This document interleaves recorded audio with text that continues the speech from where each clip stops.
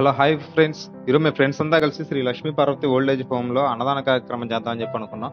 ఇదైతే మన కోవూరు మండలం శాంతినగర్‌లో అయితే ఉంది. కానీ దీనికి మెయిన్ ఉద్దేశ్యం వచ్చేసి మా వాడు తోట శ్రీనివాసులు కొంచెం సేవా కార్యక్రమాలు ఎక్కువ. వాడి ప్రోత్సాహంతో అన్నదాన కార్యక్రమం చేద్దామని చెప్పి రెడీ చేసాం. వెజ్ అండ్ నాన్ వెజ్ 2 చేసాం. అంటే ఏది తింటారో మనకు తెలీదు కాబట్టి.